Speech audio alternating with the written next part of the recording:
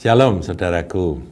Saudara, kita akan membaca sama-sama dari Injil Matius pasal 9 ayat yang ke-9 sampai 13. Satu perikop yang berjudul Matius pemungut cukai mengikut Yesus.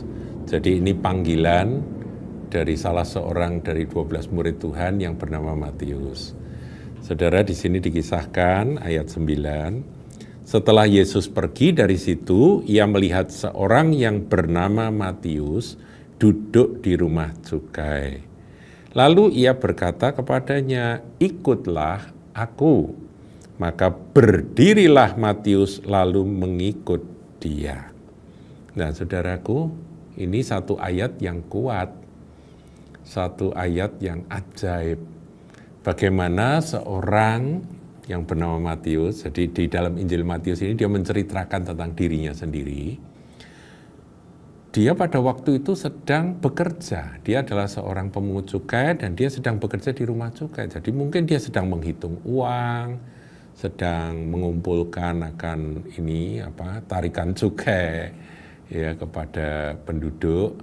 Dia memungut cukai kan, dia pemungut cukai ya. Saudara, satu profesi yang pada waktu itu sangat dibenci oleh masyarakat Yahudi karena seorang pemungut cukai itu bekerja pada pemerintah penjajah untuk memeras bangsanya sendiri.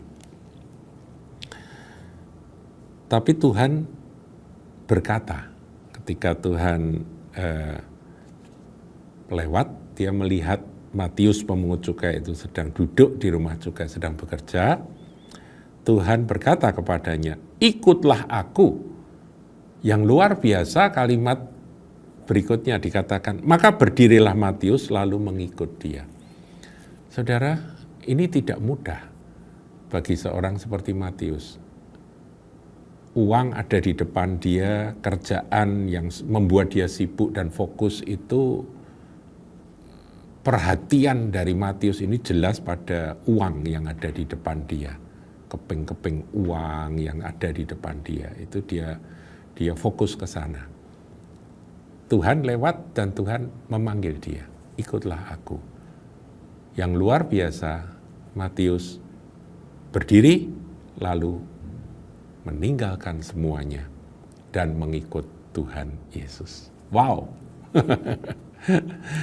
Nah, ayat 10, kemudian ketika Yesus makan di rumah Matius. Jadi rupa-rupanya setelah dia mengikut Yesus, Tuhan Yesus berkata, "Matius, nanti aku mampir ke rumahmu ya." Matius pun berkata, "Silakan Tuhan," gitu ya. Dan bukan hanya itu, komunitas dari Matius adalah para pemungut cukai dan orang-orang berdosa. Jadi pemungut cukai dan orang berdosa itu merupakan dua kategori yang disamakan. Jadi pemungut cukai ya berdosa, orang berdosa, dosa apapun, entah berzina, entah apa, itu digabungkan dengan pemungut cukai. Dulu ada juga ya, kalau saudara temukan ya, dulu saya pernah singgung, saudara bisa temukan pemungut cukai, orang-orang berdosa, perempuan sundal, itu tiga itu saudaraku. Tapi luar biasa dikisahkan di sini Tuhan Yesus yang Maha Suci memanggil mereka. Kisah dari perempuan Samaria di Perigi Yakub kan saudara masih ingat. Itu juga bukan perempuan baik-baik. Secara moral dia tercela sekali. Kawin cerai 5 kali, yang ke-6 kumpul kebo. Jadi perempuan berdosa saudara. Tapi Tuhan mengasihi dan memberitakan akan kabar baik kepada kelompok manusia-manusia seperti ini. Tapi yang saya kagum itu adalah respons dari Matius. Bagaimana kalau saudara sedang asik dengan sesuatu yang memang hidup Anda, dan dari situlah Anda menjadi makmur gitu ya. Tiba-tiba ada Tuhan lewat dan berkata, "Ayo nak, ikut aku." Siapkah saudara melepaskan semuanya itu? Saya yakin Matius itu hati nuraninya terganggu selama dia menjadi pemungut cukai. Dia dikucilkan oleh orang-orang yang beragama, ya para orang-orang Farisi yang agamawi. dia dibenci, dimusuh. Bangsanya sendiri juga melihat dia sebagai antek dari penjajah. Dan dia sebagai orang yang biasa membuat susah bangsanya sendiri begitu ya. Dan itu membuat hati nurani dari Matius terganggu. Tapi nggak ada harapan bagi dia. Dia juga melihat kalau aku jadi orang Farisi, ngapain? Mereka juga nggak tulus. Aku gini tapi aku ini masih ada hati nurani. Bahwa ini salah aku ngaku gitu ya, kira-kira begitu. Tiba-tiba Tuhan Yesus Sang Firman yang menjadi manusia memanggil. Pada waktu itu Roh Kudus bekerja dan Matius pun ambil keputusan, ya, keputusan instan seketika. Dia berdiri, dia tinggalkan akan uang yang sedang dihitung, semuanya dia tinggalkan. Dan ketika Tuhan berkata, Matius, aku mau datang ke rumahmu, maka dia mempersilahkan Tuhan. Dan ayat 10. Kemudian ketika Yesus makan di rumah Matius, datanglah banyak pemungut cukai dan orang berdosa dan makan bersama-sama dengan dia dan murid-muridnya. Wow.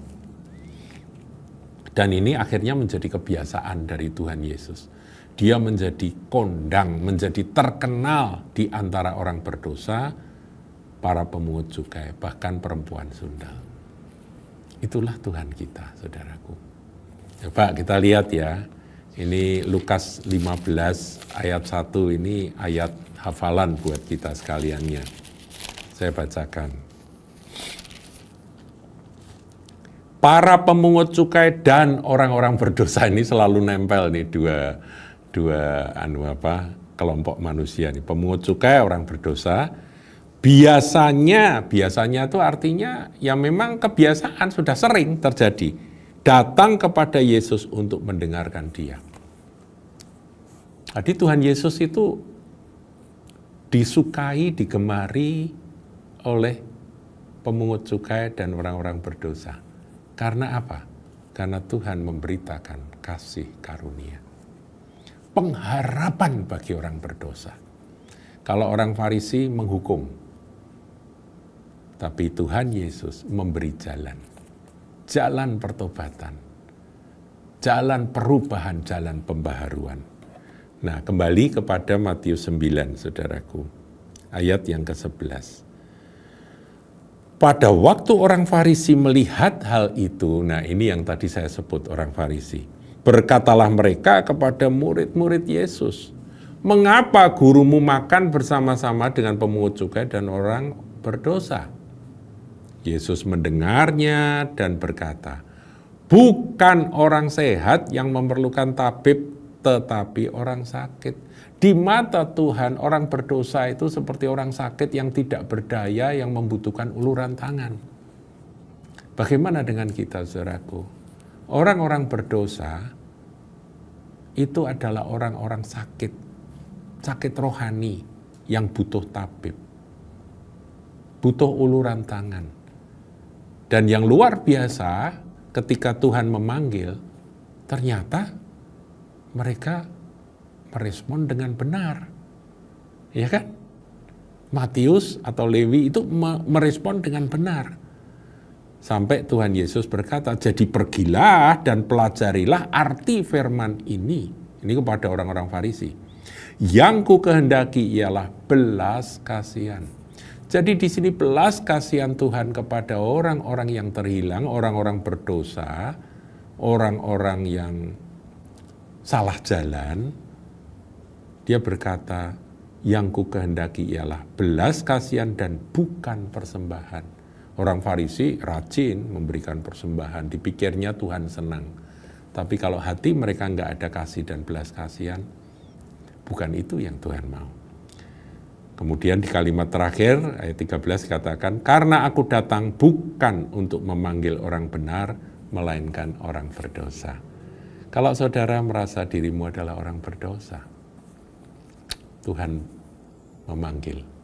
Tapi yang penting respons.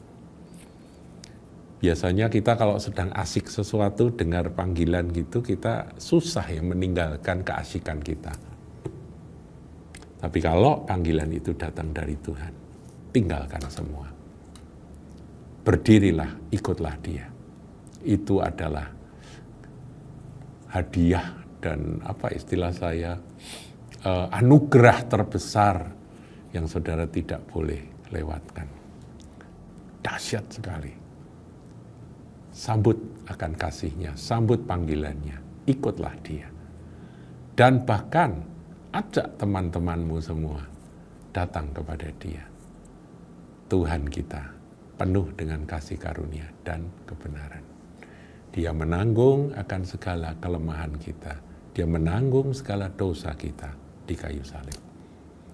Dan Dia akan menuntun kita di jalan yang benar. Oleh karena kasih-Nya, karena kebaikan-Nya. Saudaraku, kisah ini memberikan inspirasi bagi kita sekaliannya. Tuhan Yesus dikenal sebagai sahabat orang berdosa. Tuhan Yesus memberkati.